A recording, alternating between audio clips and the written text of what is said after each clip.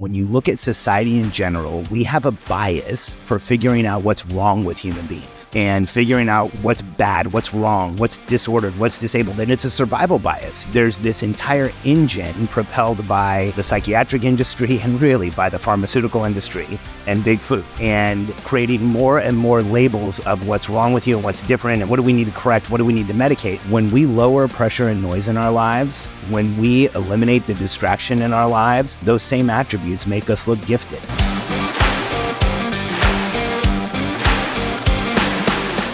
So Alex, I am so excited to have you here. Listen, man, I feel like it's been a good decade that I've had the pleasure of hearing you, feeling your positive energy and learning from you in different communities and different areas all over the world, which has been super insightful. In fact, I'm a proud member of your program, which we're going to hear a little bit more about here shortly. But I want to hit you right out of the gates here. One of the most inspiring things that you talk to me about, and I think our listeners need to hear this, is this concept of the entrepreneurial personality type. I would love to hear, and before you jump into that, just a quick little plug, guys, here. I got Alex's book here, The Entrepreneurial Personality Type. Fantastic read. Every single listener should be having this book. We'll make sure that you have the links in order to get that. But Alex, tell us what this entrepreneurial personality type is all about. Bob, to explain the EPT, it's easier to explain the origin story about how that book came about.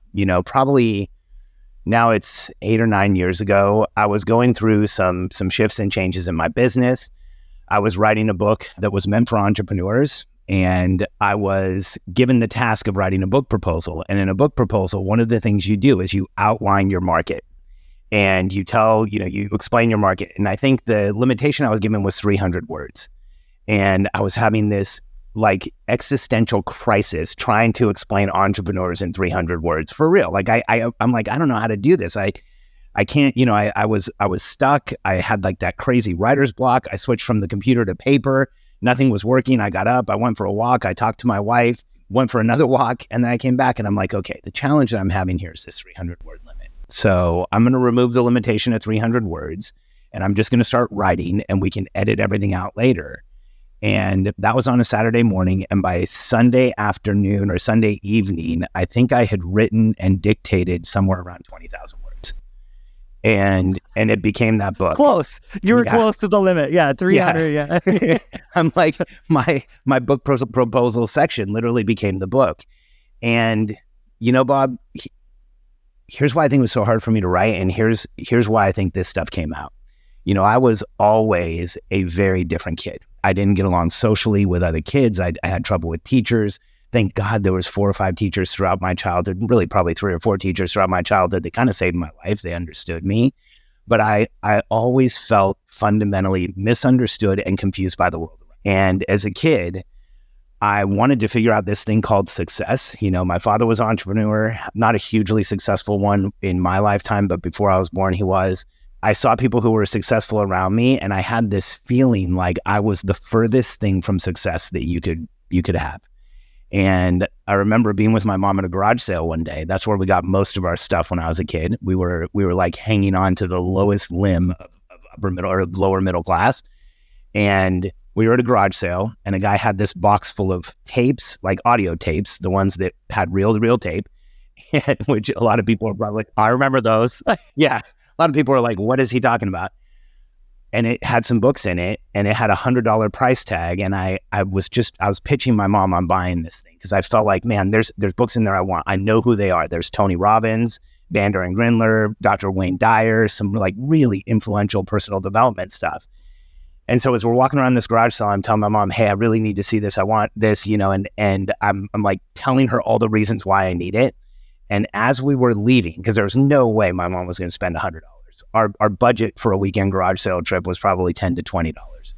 And the guy who was running the garage sale walked around from the table he was sitting at, grabbed the box, walked over as we're leaving, and he said, hey, you probably need this more than anybody I've ever met. And if I give you these, do you promise you'll read them and listen to them? And I said, yes. And it was incredible. But by the way, if I wasn't awkward before, starting to listen to Tony Robbins and Bandler and Grindler and Wayne Dyer, it boosted the awkwardness. Here I am, a kid in second or third grade, and the teacher's like, we're going to write an essay. And I'm like, yes, but what's our intention? How does it connect us to the source? You know, what, you know? Oh yeah. You went straight weird. Yeah. Yeah. Well, I mean, I was weird, and that was just like the turbo booster. And so I started reading some personal development. And what happened was very quickly, personal development started to conflict with each other. And so I got frustrated with it, and I started reading the stories of successful people. And it started this lifelong obsession of trying to understand what creates a successful human being. And so I started reading biographies and autobiographies and third-party accounts and articles and anything I could get my hands on of the people who matter to be remembered, the people who we remember. And what happened was, the more I read, the more I thought I was going to find people who were nothing like me, and I found the opposite. You know, Thomas Edison was sent home from school at 5 years old for being too slow and never went and had a formal education. Einstein failed algebra. It was so great. I remember reading that story right around the time I was failing algebra. I'm like, Mom, I'm good. Einstein failed, and look at who he is, you know? And what I found was, the more you read about the people who changed the world, the more you understand just how fundamentally different they are and how they're just wired differently. And the Entrepreneurial Personality Type, the book, was a manifesto. You know, the subtitle is Your Guide to the Most Important and Misunderstood People Among Us. And it's my manifesto on why the people who change the world are the ones who are different. And, you know, what's interesting is society has this equation, and it's so present today, and it's so triggering and frustrating for me. I talk to parents all the time who are going through this. You know, we have this belief system that the people who don't look like everyone else and learn like everyone else and talk like everyone else and show up like everyone else are broken. We need to diagnose them. Often we need to medicate them. We need to put them in a box. We need to put a label on them. And if you look at history, there is definitive proof that the people who don't look like everyone else, talk like everyone else, learn like everyone else, show up like everyone else are exactly the people who change the world. And so I came up with this concept, the Entrepreneurial Personality Type. And you know, my belief is we are that tiny percentage of the population that gets up every morning, goes into the future, creates a new reality, comes back to the present, and demand it becomes real. And entrepreneurial personality types, the people who are hardwired like you and I, the people who are judged by the rest of the world, the people who feel awkward, the people who feel different, are exactly the ones who throughout history have changed the world. And recently, one of my neighbors whose son was diagnosed with ADHD and high-functioning autism told me she read the Entrepreneurial Personality Type, and she started a support group with other parents so that they could just talk about what's going on with their kids, and they use this book as the basis. And, you know, when I hear stories like that, when I hear feedback like that, like it just reminds me I'm on this mission that I think I've been gifted, because the way that this book was written came out so easily and came out so fast. And by the way, it was 22,000 words in a weekend. Getting the book actually published took like 2 years, but but not that easy, right? Yeah. no, the beginning was easy, and then it definitely was a lot of work. But on that same, you know, at the same time, I feel this calling, this compulsion, this motivation to help entrepreneurs understand themselves better. Because I think there are so many of us that feel judged and different and misunderstood, and we start accepting the labels that society thrusts on us. And the reality is, it doesn't matter what you're going through, what challenges you have, what diagnosis you've gotten, what issue you're facing. Someone just like us has been there and gone on to change the world. And I think we all need to remember that. Yeah, dude, that is so powerful. And I guarantee you every listener who's out there right now is going, oh, maybe I'm not broken, right? Because there's always a feeling like, man, people just don't get me. You know, people don't understand what I'm going through, the way that I see the world, the way that things change. People just don't get me. And people look at us like we're broken, but we're not broken.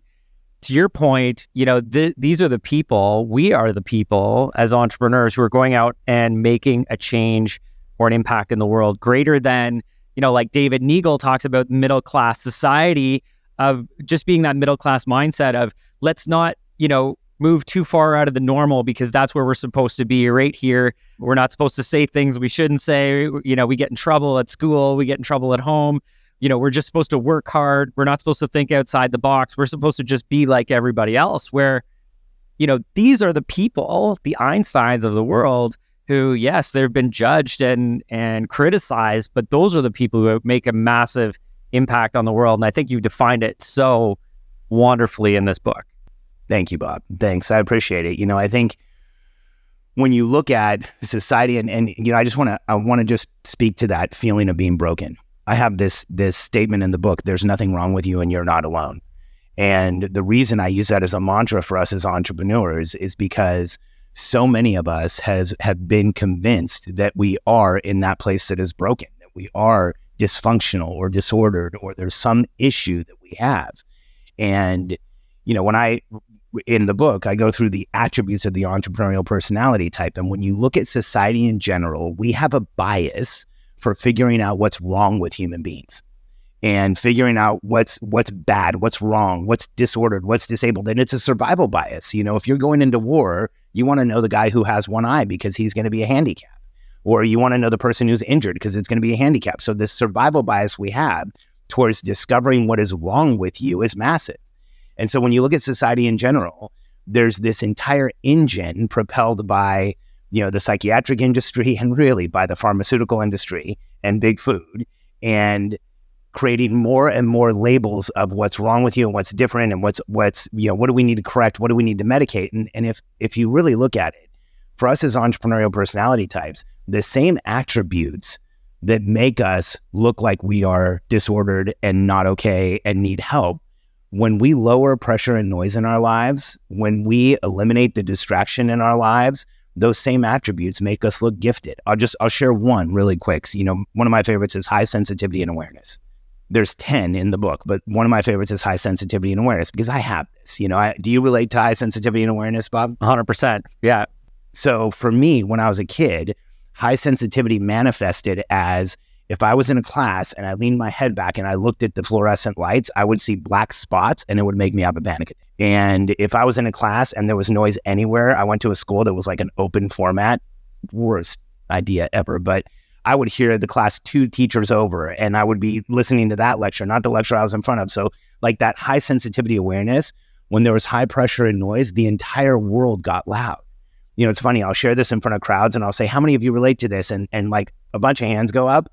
Some don't. And I'm like, okay, well, just remember the next time you're looking for an address and you turn down the radio, that pressure and noise is making it so you can't see, And on the contrary, when we lower pressure and noise in our lives, when we take care of ourselves, when we're fully hydrated, when we're eating the right foods, when we're moving in a way that is productive, that high sensitivity and awareness is how we see opportunity. It's how we see things other people don't see. It's how we create the world around us. And so when I look at it, a lot of those things that have been labeled as disorders and disabilities are actually the strengths that we have. And there's this coin flip that happens where when you lower pressure and noise, that same thing that is attacking you and making you look like you're not a good student or making you look like you're not a good team member or whatever it is, you lower the noise, and that's the exact same thing that really leads to massive success. Absolutely. I got a question for you, and I want to almost follow this entrepreneurial personality type up to the level of success, from being judged and criticized for being different to the point where that difference and approach to life has created some form of success. We go to the other side, and I don't know if this is maybe a COVID-related issue, but for sure it seemed heightened to me. When somebody has some form of success in their business as an entrepreneur, all of a sudden that becomes a negative as well. Like how lucky people are that, like I've heard that so often. Oh, how nice it must be for you that you get to go to your daughter's soccer game. I'm like, I just worked 22 hours today, but I was able to hit my daughter's soccer game. So, what's your take on that? And maybe how can we as individuals help eliminate that noise of other people and that judgment and that criticism for even finding a level of success that's just different from somebody else? Yeah. I love that you brought that up, Bob, because I think one of the biggest issues for us as entrepreneurs is that we've always felt isolated and alone, always. And so many of us, I know I have, and so many of us have felt like a party of one. It's like, oh, there's this group over there and they all fit, and there's this group over there and they all fit, and like, I don't have that group.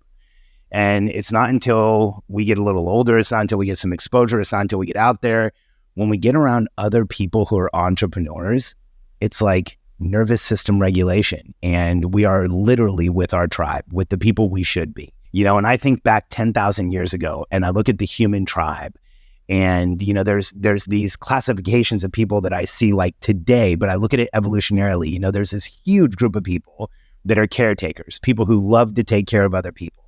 And they want to make other people feel good. And, when I talk to groups of entrepreneurs, I'll often ask, like, how many of you think you're a caretaker? And a bunch of hands go up. And then I ask the question, how many of you like to change bedpans? And the hands all go down. And it's because we have caretaker tendencies. But man, Bob, there are people out there who really love changing bedpans. I've talked to them. I always am sitting there thinking, no, me neither. Like, if I'm changing a bedpan, I want to know why I didn't write a check. And, and get out of that. And then there's this other group of people. They're communicators. They love to talk. They love to express themselves. They love to like be in conversation with people. And, my qualification question for communicator is, do you enjoy small talk? And, I'll ask that same question. A bunch of hands goes up. Oh yeah, I love to communicate. Small talk, not a chance. Whenever I get into a small talk conversation, I'm like, do I fake a heart attack or stab myself in the leg to get out of this? It's one of the most difficult things, right? But communicators will have a 45-minute discussion about a 30-minute TV show. And I can't even, like, I can't even hook in. Like, even if I'm standing next to them, my mind's in 100 different places. And the third group of people that I see out there is the coordinators. They're the people who love contracts, not because there's a deal on the other side, but they love the contract and they love the details and red tape and like rules and structure. Entrepreneurs do not often think that they're one of these, but when you look at it, there's a huge population of people out there and we need them. And my qualification question for that is, do you like being on committees? And entrepreneurs will always put their hands down. And if you look at our evolutionary tribe, we have these caretakers and coordinators and communicators. What's missing? The way I look at it is, it's the evolutionary hunter. It's the person who 10,000 years ago, you, me, and the other people just like us on the tribe would gather up sticks and stones in the morning and go out and make sure the human tribe survives. And go out and kill something and bring it back. And, when I look at why so many of us feel broken as entrepreneurs, it's because there's no hunt anymore. There's the energy that we have in our body, the millennia of programming that we need to get up every day, go on the hunt and make the human tribe survive is what causes that restless agitation that we feel, that anxiety, that feeling that everything has to happen all at once and right away. And when I look at that equation as entrepreneurs, if we understand that about ourselves and we understand that's who we are and we get clear on where we're going and we have perspective as to whether we're being successful or not, like some type of a scoreboard, and we have clarity as to what our accountability is and the people around us, we can get out of that feeling of being broken and go out and change the world. And that, whenever something happens in the world, when there's a crisis, when there's an issue during COVID, during the mortgage crisis, whatever it is, I tell people the same thing. Look, here's what's going to happen. Somebody just like you and me is going to figure out a solution. They're going to get it into momentum. They're going to take the world with us, and we're going to get past this because we always have. And the more we understand that about ourselves as entrepreneurs, as evolutionary hunters, the more we stay in that place where we're on the hunt. And, here's what's interesting. For people with our personality type, when we set a goal or an outcome, when we say, hey, here's what we're going to hunt, as we cross that finish line, it loses importance to us and we need to reset the bar. And I feel like that's a survival mechanism that has kept human beings alive for thousands of years. Yeah, and I can so relate to that. You set an expectation or a budget in your business where here's the bar that you want to accomplish, and as you approach it, you feel demotivated. Yeah. Right? And you go, what do I do now? Where we should be going and we should be hunting and continuing to evolve that. Now, I like how, and if you didn't talk about the evolutionary hunter, I was going to make sure you did because I love that. But I think that one of the key words in there is the evolution. And I feel like, some people may be relating to certain components of this right now, but I can tell you that my evolution as a hunter has changed from when I started in 2008 to today. My attention to detail was much higher back in 2008 because it had to be, right? Because somebody had to be paying attention to that detail. But now that you surround yourself and as you evolve and you build, a team around you, you'd end up being that hunter that, let's go find our kill, right? Versus what's the detail? How do we get the sticks ready? How do we plan this out? Maybe that was the initial stage because that's what you had to go through to get to where you are. And, I feel like there's a lot of people who may go, I don't necessarily feel one element or another, but it doesn't mean you can't evolve or change into that along your journey. Would you agree with that? Absolutely. I think, at the different stages of an entrepreneurial journey, we are learning and evolving and understanding different parts of who we are. I think the one constant is that we always have to have a clear outcome, and the one constant is that we are always in the hunt for this elusive feeling called momentum. I've got a podcast called Momentum for the Entrepreneurial Personality Type. The word momentum is one of those words that I don't just say it, I don't just read it, I feel it. There's a physiological feeling to saying like momentum and am I moving forward? Am I making things happen? And I think for so many of us, what we don't realize is that's what we're chasing. We're not chasing the outcome.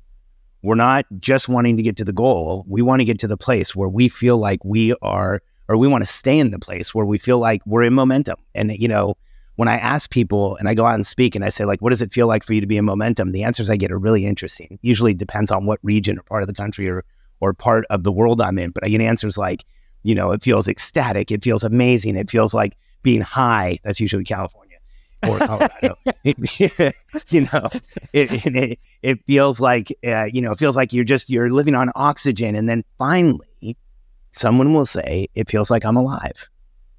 And for people like us, that feeling of being in momentum, where you're knocking down your outcomes, where you're making things happen, where the world is following in your wake, that is the feeling of actually being alive.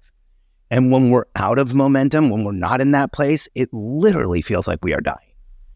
And so the recognition of that, the understanding of the fact that when there is high pressure and noise in our lives, and we can't see the forest for the trees, and we don't have clear outcomes, and we're overwhelmed, usually in some part by our own making, that's when we feel like we're not actually who we need to be and who we are, and that's when we look like we're broken. And when we get into that place of momentum, that's when we look like the most talented people in the world. And you see this, you see this in the lives of extraordinarily successful people. You see periods of massive momentum and periods of self-destruction. And it's like those things almost go hand in hand. But once we understand it, we can stay out of those periods of self-destruction a lot more than we normally would. Totally. And I agree with that so much. And, you and I are both continuous learners. I know we're reading constantly, even the science of cognitive behavioral theory and momentum, right? The science behind momentum. And one of the things that we obviously, we're financial experts with our team. One of the areas that we encourage people, you talk about having a vision of and goals and knowing where you're at. And we focus a lot on that. Numbers don't lie. Let's make sure that we have a dashboard that's showing us exactly where we're at. But one of the elements of what we teach is that we should always be reflecting back on where we've come from.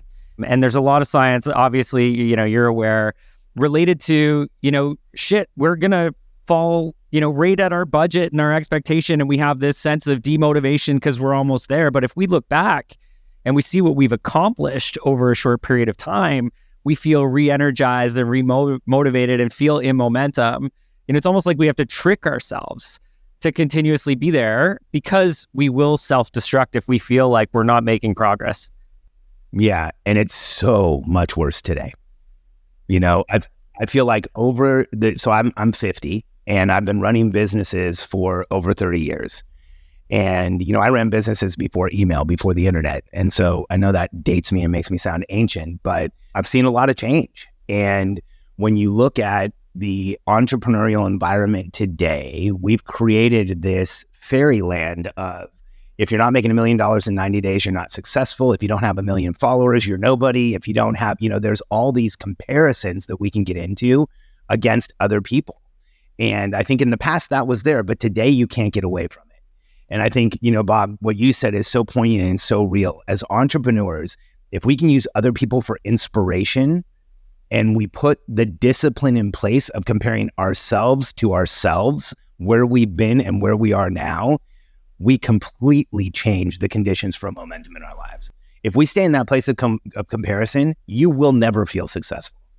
If you start comparing yourself to yourself and looking at the numbers and, especially with what you do, I think one of the biggest issues for entrepreneurs is we want to stay in this state of flow and this state of momentum and this state of possibility. And we don't often look at scoreboards.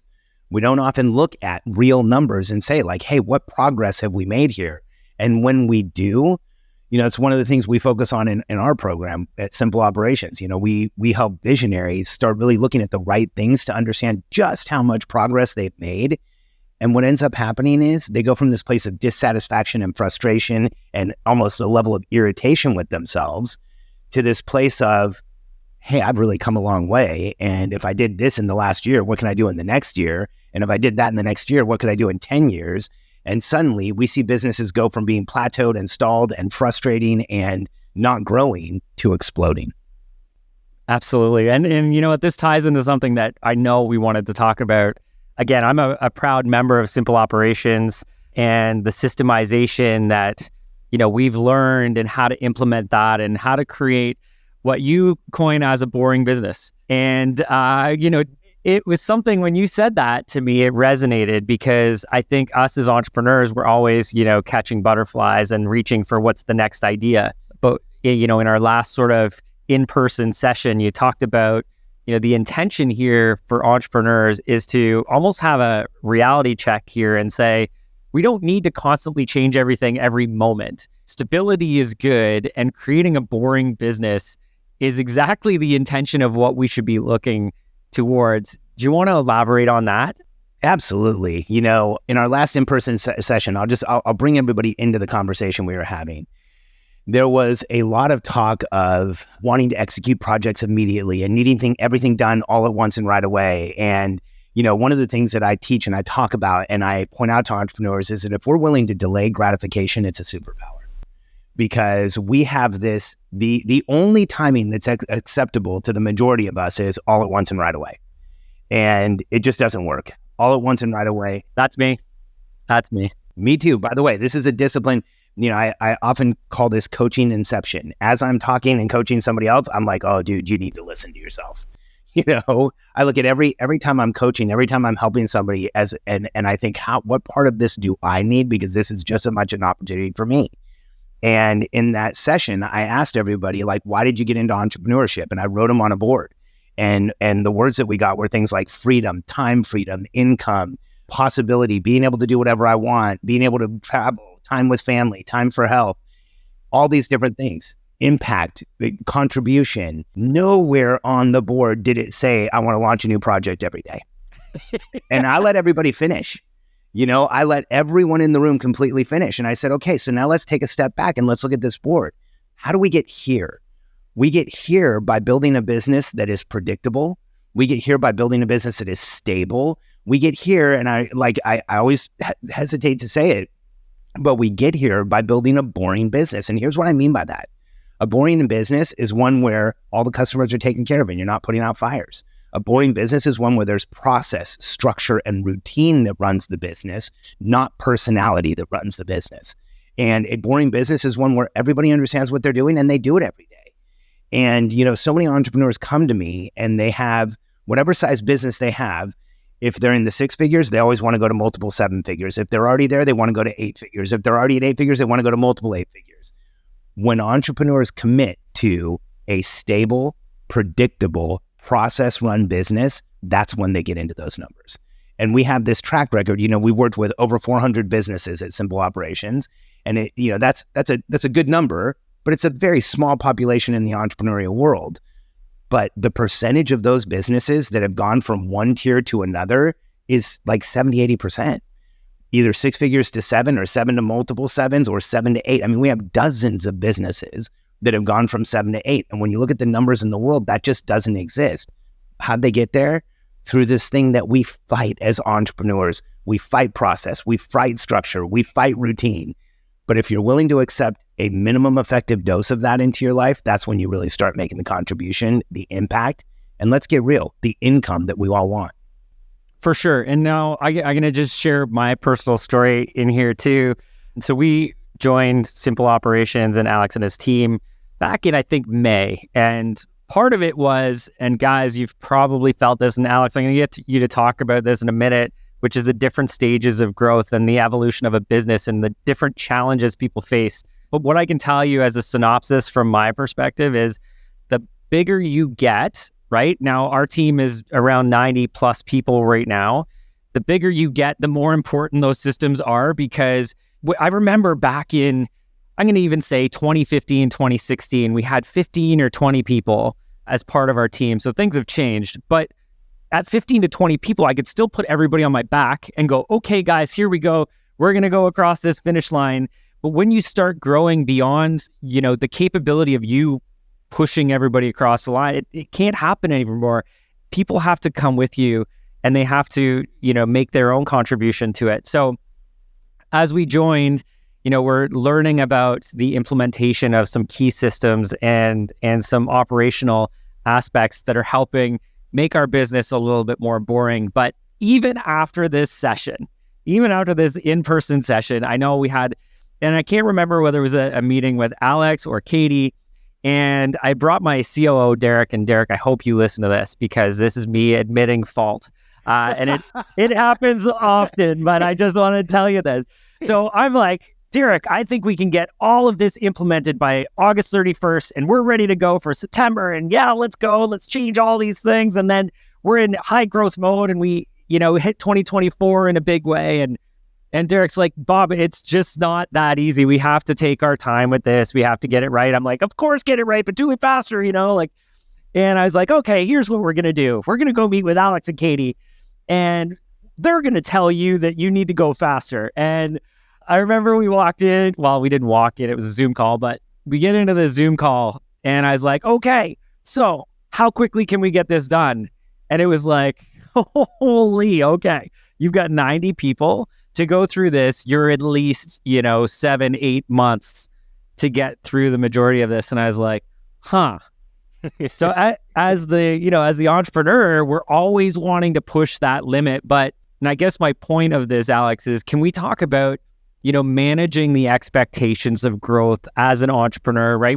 I know for me, I'm always constantly looking at growth for a few reasons. One, we want to help more people, right? And I'm constantly reinvesting, hiring team members so that we can help more people, because really, at some point, the money isn't as important as everything else. It's like, how do we really make a drastic change here? And as we help more people, we continue to evolve our team, and I want to continue to provide opportunity for my team so that they can continue to evolve and develop and become the best version of themselves. So I need to continue to have growth. Otherwise, I'll lose those people because there's not enough opportunity for everybody. So I'm constantly going, let's go 100 miles an hour here, please and thank you. And then, the reality sets in to say, listen, we want to create a boring business because that's what's going to help the most amount of people. It's going to give the most clarity to your team so they know exactly what they're responsible for, so that you guys can continue to evolve the way that you're meant to. Thoughts, concerns on that, Alex? Is that fair? 100%. So this is all psychological conditioning for us as entrepreneurs, Bob. When we go back to when you started your business, I think you said it was 2008, right? 2008, yep. 2008. Great time to start a business, by the way. I know, Jesus. Way to go. Yeah, no big deal. Time means everything. So when you go back to the time that any entrepreneur started their business, the vast majority, and let me qualify this, I work with bootstrapped entrepreneurs. Very few people I've ever worked with have taken on funding of any kind. Sometimes they do have small friends and family investments, but I don't work with the people that go out and get $10 million to grow a business for the most part. I work with bootstrapped companies and that doesn't mean they can't become $1 billion or $100 million companies. Like Alex and Layla Hormozi created a business that's going to pay them 9 figures over time in their exit.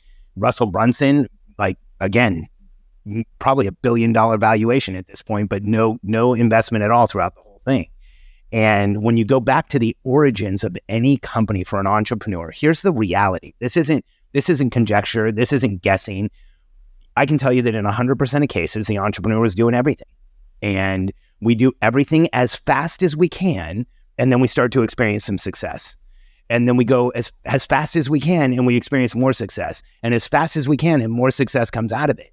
And then what happens is this psychological conditioning gets us in a trap of two things: doing everything and going as fast as we possibly can. And speed, there's a point in a business where speed to execution is crucially important, but speed does not equal growth. In fact, in a lot of cases, when we create the right expectations, especially with a larger population on a team, when we create the right expectations, when we're willing to slow down and do things right, when we're willing to have proper change management throughout a whole population of people, when those things are allowed to develop over time, that's when we see companies go from stuck in between 1 and 2 million to literally, I'm thinking of Daniel Rosen right now with Credit Repair Cloud, stuck in between 1 and 2 million for almost a decade, and put some structure, put systems in place, changed expectation, was willing to slow down and really create some bigger outcomes, goes from 1 to 2 million to over 30 million in 3 years. And the reason that you see that change is that when you have a larger population on a company, when you have more people that you're working with, slowing down to go fast, it sounds like, it's this metaphor that freaks entrepreneurs out. It's like, don't ever tell me to slow down. But the reality is, when we're willing to slow down, when we're willing to delay gratification, oftentimes we delay gratification for an outcome that we think is really important, but then we delay out gratification and we get an outcome 2 or 3 times what we thought it would be, because we're willing to put the target out further. We're willing to give ourselves more time. We're willing to do things in a way that's controlled and done right the first time, or minimal mistakes the first time. And I think when you look at the general entrepreneur world, you can make the definitive statement that for the majority of entrepreneurs, one of the major reasons their business isn't growing is they're trying to do everything all at once and right away. And when we're willing to prioritize, if you're doing everything all at once and right away, you have no prioritization. And when somebody says, I've got 6 priorities, I'm like, wait a second, you have 1 priority and then another one and another one and another one. So let's figure out what those are in order. And when we start to prioritize, when we analyze what's going on in our business, prioritize what we should do, commit to it, go execute that, then come back and analyze again, suddenly the business starts exploding. Yeah, and I don't want to give away all of your secrets in your program, because I think everybody who's at a point in their business where they're looking at scaling and building a team, you should be working with Alex and his team at Simple Operations. But it's interesting, and again, I teach some of this stuff too, and have been, but like you said, it's funny, you teach it and you go, why the hell don't I listen to my own advice? This is so dumb. But one of the things that you talk about in your quarterly planning, and we talk about quarterly planning as well, one thing that stuck out for me was that, you guys preach that when you build your quarterly planning out, it's like, okay, now don't stray from this too much. Don't create a bunch of other initiatives in that period of time. Set that for the following quarter so that, that is part of the boring business. It's see things through, guys, because we don't need to continue to create more initiatives that are causing disruption and chaos so that we're not doing everything well. I think part of what you guys are teaching when you're saying, let's not do this, 1, create the boring business, but 2, let's see it through and do it the right way, and then take on the initiative the following time, because it's not just about us. It's about the team that's with us in building this. And if we continue to create, stress and disruption in everything they do, yeah, sometimes it's fun, but at some points, people just like some stability. And I know my wife, she thinks I'm chaotic all the time. Alex, I'm sure you can relate to that too, to a certain extent. But, even just talking about interest rates, I'm like, no, we're variable rate always, which is not winning right now. I'll tell you that. It did for years, but it's not winning right now. Where she's like, well, no, you do your business in however you want to do it, but I want a fixed mortgage rate for my home so that we know what our payment's going to be. And, it's similar to how we plan out our business, that we need some of that stability. Yeah, us as entrepreneurs, we want to be off thinking about the next initiative, but maybe let's push that to the next quarter, not disrupt our team as much as sometimes we do, right? And that was a big takeaway for me. Yeah, Bob, I'm cool with talking about any aspect of our program. and sharing as much as we can. I mean, I want to be able to help people as much as possible. And what I think what you're referring to is we teach this quarterly planning process, where on a quarterly basis, you select what you should be doing as a team. And here's what happens when we bring somebody into our program. We onboard them, they go through the system, they create that first quarterly plan, and somewhere between 10 minutes and probably about 10 days, once the plan is published, once they've committed to it, once they're ready to execute, they want to change it. They want to add something, they have an idea, they go to an event, they figure out something else somebody else is doing. And the way that I describe that to people is that as entrepreneurs, we have been programmed to be addicted to change and programmed to accept failure. And that addiction to change comes from those early days of the business where we're like, hey, I need to, it's like a squirrel looking for a nut. I need to figure it out. And you do that by changing things all the time. And then you finally create some consistency. But what happens is once we've planned with a team, once we've told the team where we're going, once the team understands what we're doing, if we can wait 90 days and let that team execute, there's this cascade of incredible benefits that come out of it. Like, one, you build trust with your team. I want discretionary effort from my team. Here's what that means. I want my team to be so excited about our business and so excited about what we're doing that when they're showering or jogging or driving or working out, they're thinking about the company. That discretionary time, they can't help but think about the momentum they're creating. As leaders, when we tell somebody, here's the outcome, and we immediately change it, you know what happens? They stop trusting us. And when we leave that plan in place and allow for execution, we create trust. Not only do we create trust, we start to actually have a real gauge of what our team is capable of. And we create confidence in our team. In most companies, there's a tradition of losing. Most entrepreneurial businesses with a team, and when I say most, I mean like over 80%, have created a tradition of losing. And here's what I mean by that. Entrepreneurs set outcomes that are way too high. I've got $1 million business and we want to be at 10 million by the end of the year. I've seen it happen, but it's so rare, it's like a lightning strike. And if I ask 100 entrepreneurs with $1 million business, what's your goal for the year? I'm going to get 80 answers of 10 million, And when we set these massive outcomes and we tell our team that's what we're going to do, and we've all been told that we need to have these big, hairy, audacious goals, and like, what is the number of, cross it out and double it, all of those things. But what we're really doing is we're teaching our team that goals don't mean anything, and that if we miss something, it's just part of how we do business. And so we do these two things. We become addicted to change and programmed to accept failure, and then we start putting that on our team. And when we share the next goal with our team, they go, yeah, well, we tried this last year. It didn't really work, And so often I have people come into our program who are in that place of being plateaued. And for years, they've had the outcome of 5X or 10X what they're doing because that's what the market has told them they should do. And we have this concept, let's pull the target closer. Let's create an outcome that we can see from where you are. If you're at 1 million, let's aim at 1.2. Let's aim at 1.4. Let's aim at 1.6. And so often they pull the target closer, they're aiming at 1.2, they end up at 2. The next year, they aim at 2.4, they end up at 4. The next year, they end up at 4.5, they end up at 7. And a good example of that is Rachel Rogers, who came into our program. She started at 2 million. The next year she was at 4. The next year she was at 8. And the last year she was at 13. But the goals were not those numbers. The goals were way more modest than those. And so when we create real outcomes that our team can see, we remove that conditioning of being a losing team, and we get way more discretionary effort out of our team. Yeah, no, and I love that. And I can relate as well, thinking back to, you're talking about how this has been like a learned behavior within organizations, learning to fail. But early on in organizations, and this is maybe a lead into talking about different stages of a business and the different challenges we have at different stages. But, I remember my first year, I think we did $220,000 of revenue. That was my 2008 number. And I think, we did 250 in 2009. So we've transitioned quite a bit from there. But again, not a great time to start, Alex. Growth was a little bit of a challenge in 2008. By the way, the fact that you grew at all was a big deal back then. Exactly. And it felt great at the time, to be honest. But, I think we went from, 250 to 450.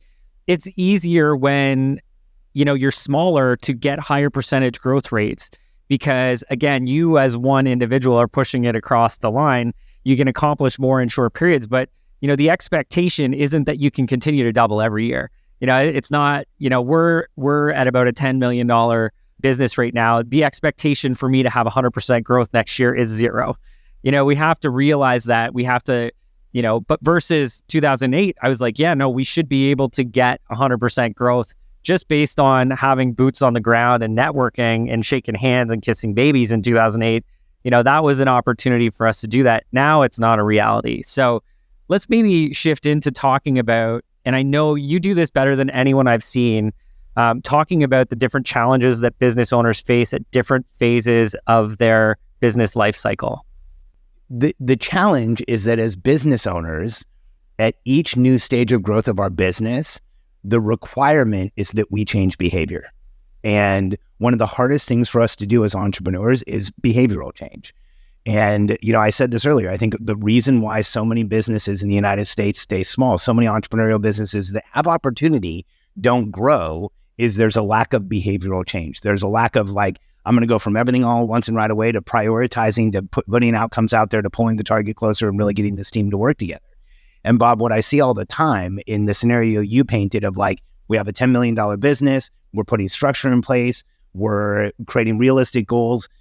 I mean, there's been more than once where I've seen a business at that level double in a year, but the goal was 11, and it's because we're doing the right things to make that happen. And so when you look at the general stages of growth, I have this framework called the Billionaire Code, and it's the 9 levels we go from 0 to 100 million. You can download it on billionairecode.com. It'll give you kind of an outline of the true path to business growth.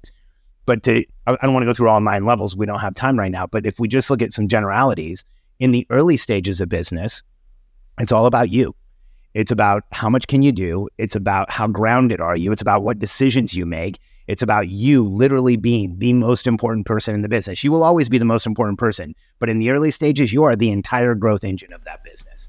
So it's about process and morning routines and setting outcomes and taking care of yourself and staying hydrated and sleeping well. Sleep is an entrepreneurial, it's a gateway drug to success. And so many of us don't even understand that. And then as the business starts to grow and you have a team, now it's about you being able to permanently delegate to that team, to getting people to take things off of what you're doing so that you get your time back so that you can do more important things. And then as the team grows, it goes from this skill of delegation to this skill of leadership, being able to lead the entire organization and create outcomes for the organization. And the example you gave earlier was so good, Bob. I have this concept that we need to go from personality-run businesses to process-run businesses. Personality is when we show up every day, tell everyone what to do, check that it got done, tell them what to do again. And by the way, you can grow a pretty successful business doing that. It's also exhausting. And when we have a process-run business, we create clear outcomes, we coach success along the way, and we get massively leveraged results. Our people grow, our company grows, we have more contribution to the people that we're working with, we have a way bigger impact.